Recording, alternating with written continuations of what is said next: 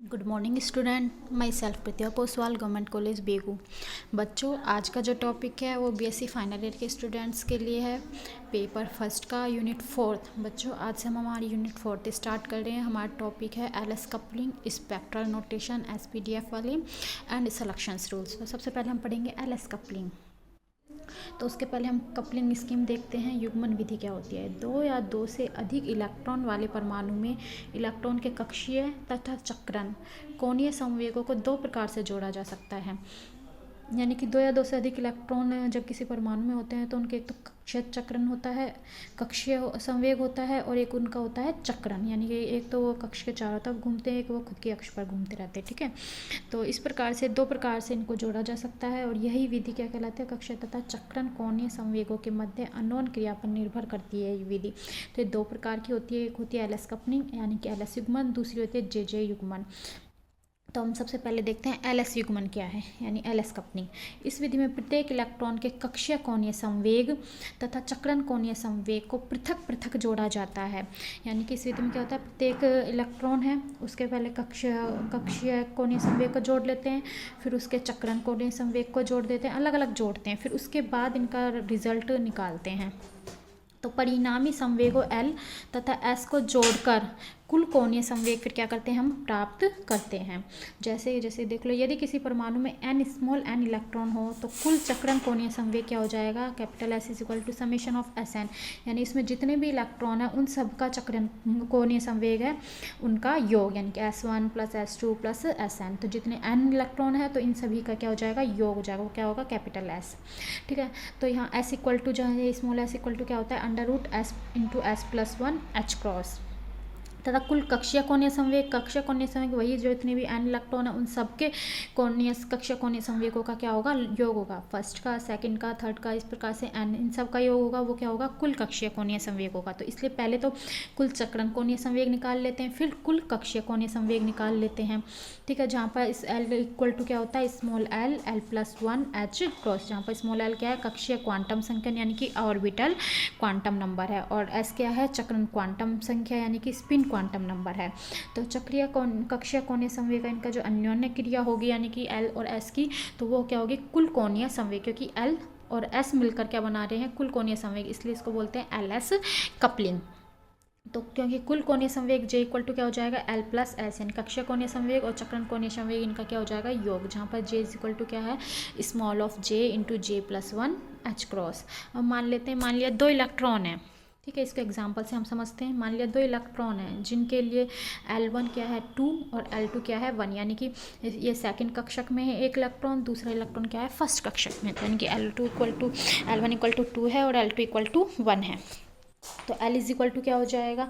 L1 plus L2 इनका योग।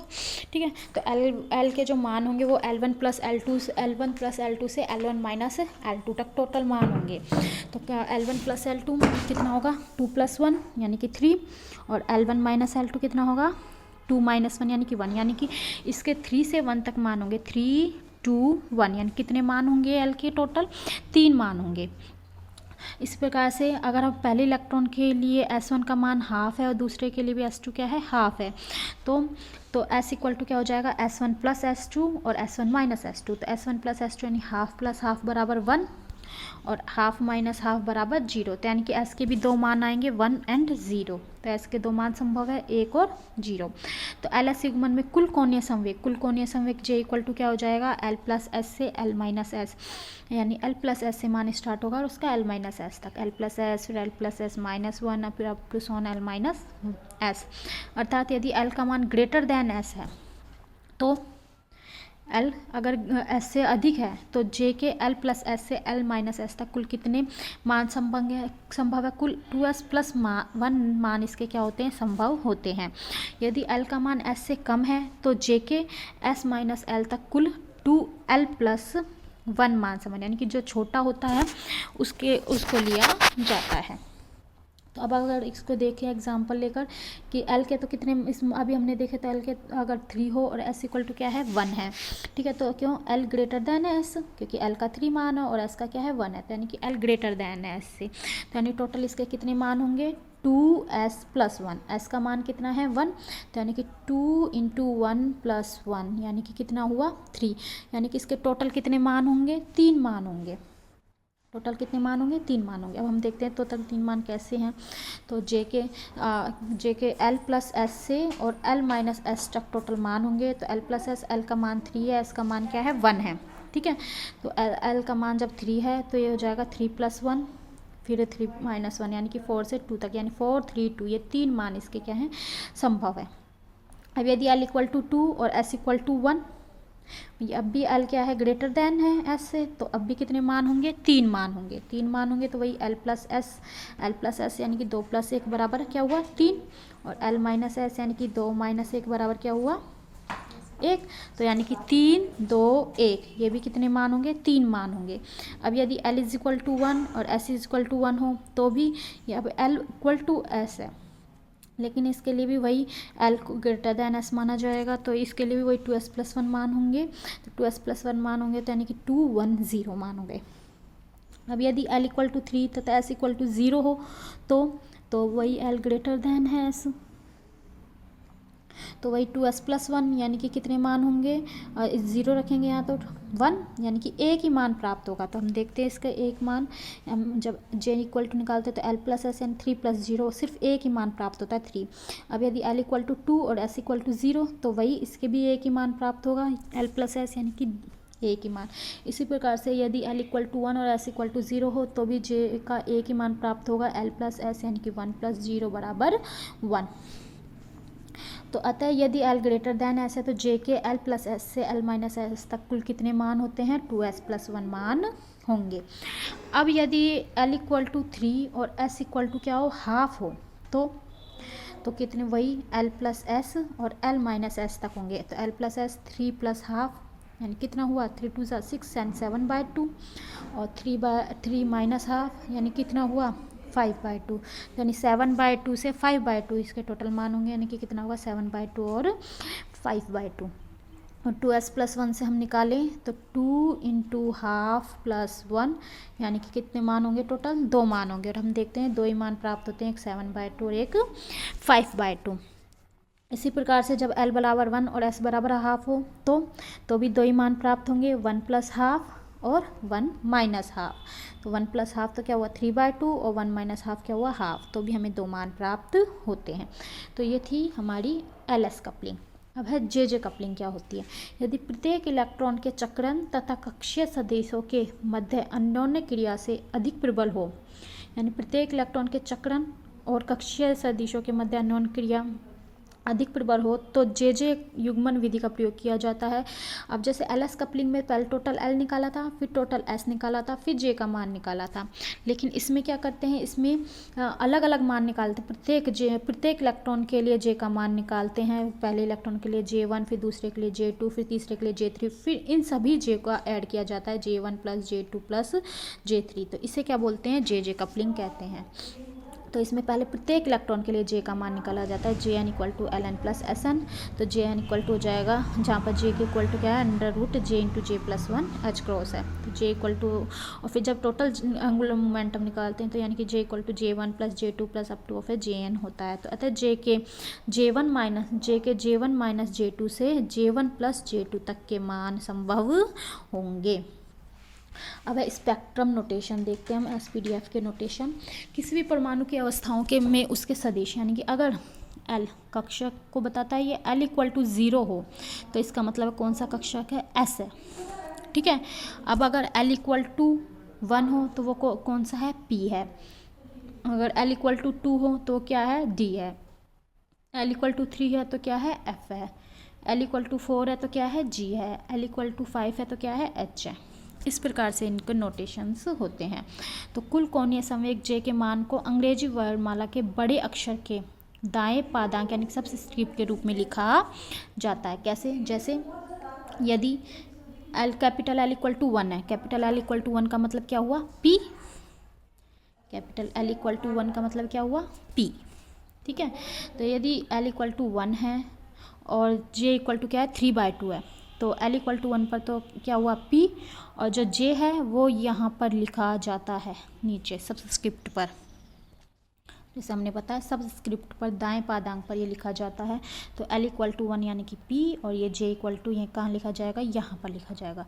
तो परमाणु के कुल चक्रण की मल्टीप्लिसिटी को बाईं ओर शीर्षांक यानी कि सुपर स्क्रिप्ट में लिखा जाता है। तो यदि कुल चक्रण क्या है S, तो उसकी मल्टीप्लिसिटी क्या हो जाएगी 2s+1। तो इस 2s+1 को यहाँ पर लिखा जाता है। तो इस प्रकार से इसके नोटेशन होते हैं। तो यहाँ पर P, यहाँ पर J की वैल्यू और यहाँ पर 2s+1 की वैल्यू लिखी जाती है। तो यहाँ पर L की वैल्यू, यहाँ पर J का मान और यहाँ पर 2s+1 का मान। इस प्रकार से इसको व्यक्त करते हैं। तो अब जैसे एग्जांपल देखते हैं, यदि L = 1 तो क्या हुआ P, S = 5 हाफ तो क्या हुआ 2s+1 = 2 × हाफ + 1 = 2। तो यहाँ क्या आ जाएगा 2, ठीक है। और J = 3/2 तो ये होगा 2p3/2। तो इसको लिखा जाएगा 2p3/2। और इसे कैसे पढ़ते हैं, द्विक p 3 अर्ध यानी कि डबलेट p 3 हाफ इसको पढ़ते हैं। अब यदि L = 2 और S = 1 और J = 2 है, तो L = 2 का मतलब क्या हुआ D। सबसे पहले ये देखेंगे J = 2 तो यहाँ पर आएगा 2, S तो ये 2s+1 यानी कि 2 × 1 + 1 = क्या हो गया 3। तो ये आएगा 3D2। तो इसको हम लिखते हैं 3D2। तो इसे त्रिक D यानी कि ट्रिपल D2 क्या पढ़ते हैं। अब L = 1 और S = हाफ हो तो वही L = 1 का मतलब क्या हुआ P, S = हाफ तो मल्टीप्लिसिटी क्या हो जाएगी 2s+1 यानी कि 2 × हाफ + 1 यानी कितना आएगा 2। तो यहाँ पर क्या आएगा 2, ठीक है। और अब J का मान, तो J के मान अब इसमें हम निकालेंगे। हमारे पास L है, S है, J = क्या होता है L ± S यानी कि J L+1, L+S यानी कि 1 + हाफ और 1 - हाफ। तो 1 + हाफ का मतलब 3/2 और 1 - हाफ का हाफ। तो इसके दो मान प्राप्त होंगे 2p हाफ और 2p 3/2। तो इस प्रकार से इनको लिखते हैं, ठीक है। अब है सिलेक्शन रूल्स। वरण नियम क्या है, कोई भी इलेक्ट्रॉन किसी एक ऊर्जा स्तर से सभी ऊर्जा स्तरों में नहीं जा सकता। जैसे कोई इलेक्ट्रॉन यहाँ है, ये उससे अधिक ऊर्जा के स्तर है, तो कोई भी इलेक्ट्रॉन यहाँ से प्रत्येक ऊर्जा स्तर में नहीं जा सकता। उसको कुछ नियमों का पालन करना पड़ता है। वही नियम इसके क्या कहलाते हैं, वरण नियम कहलाते हैं। तो इलेक्ट्रॉन के किसी एक ऊर्जा स्तर से दूसरे ऊर्जा स्तर में संक्रमण के लिए कुछ नियम होते हैं, जिन्हें क्या कहते हैं, वरण नियम कहते हैं। 3 वरण नियम है। पहला है L के लिए वरण नियम, यानी कि हम L को देखकर किस प्रकार से करते हैं। तो उसके लिए जो वरण नियम होता है वो होता है ΔL = +- यानी कि दो एलो के बीच में अंतर या तो +1 होना चाहिए या -1 होना चाहिए। तो वो तो सिलेक्शन रूल यानी कि वो तो संक्रमण कर सकते हैं, नहीं तो वो संक्रमण नहीं कर सकते। अर्थात L का मान 0 से 1 यानी कि कोई भी ये 0 स्तर है, ये 1 स्तर है, तो 0 से 1 में संक्रमण हो जाएगा। 1 से 0 में संक्रमण हो जाएगा। क्यों? क्योंकि इनके लिए ΔL का मान इसके लिए 1 और इसके लिए ΔL का मान क्या है -1 है, तो इसमें तो परिवर्तित हो जाता है, ठीक है। यदि L का मान 0 से 2 हो या 2 से 0 तो उनके लिए परिवर्तित नहीं होगा। जैसे ये 0 का लेवल है, ये 1 है, ये 2 है, ठीक है। तो यानी कि S, ये P और ये D है ना। तो यानी कि कोई भी जो इलेक्ट्रॉन हो वो S से P में चल जाएगा, P से S में आ जाएगा, लेकिन S से डायरेक्ट D में नहीं जा सकता। क्यों? S से D में जाने का मतलब है ΔL का मान +2, जो कि संभव नहीं है। इसी प्रकार से P से S में तो आ सकता है, लेकिन D से S में नहीं आ सकता, क्योंकि उसके लिए क्या है -2। तो इस प्रकार से परिवर्तित होता है। तो L का मान 0 से 2 या 2 से 0 तक परिवर्तित नहीं हो सकता। अर्थात S तथा P स्तरों के मध्य संक्रमण संभव है तथा S तथा D स्तरों के मध्य संक्रमण नहीं हो सकता। सेकंड जो वरण नियम है वो क्या है, J के लिए। तो ये तो था L के लिए। अब J के लिए क्या है, ΔJ या तो +1 होना चाहिए या -1 या फिर 0 भी संभव है, यानी कि खुद में स्तर में संभव है। तो इसमें इलेक्ट्रॉन का संक्रमण 0 से 0 में नहीं हो सकता, यानी 1 से 1 में हो सकता है, 1 से 1 में हो सकता है, -1 से -1 में हो सकता है, क्योंकि इनके लिए ΔG बराबर क्या हो जाएगा 0, इसके लिए भी 0, लेकिन 0 से 0 में संभव नहीं है, तीसरा जो नियम है वो है एस के लिए वर्णन नियम। तो इलेक्ट्रॉन का संक्रमण केवल उन्हीं अवस्थाओं में होता है जिनके लिए डेल्टा एस बराबर क्या होता है, 0 होता है। यानी कि हाफ का हाफ में, 3/2 का 3/2 में, इस प्रकार से। तो जब जिसके लिए डेल्टा एस इक्वल टू क्या होता है, 0 होता है, उन्हीं के लिए होता है। अब है तीव्रता नियम यानी द इंटेंसिटी रूल। तो वह नियम जिसके आधार पर किसी अनुमत संक्रमण की तीव्रता की जानकारी प्राप्त हो उसे क्या बोलते हैं, तीव्रता नियम कहते हैं।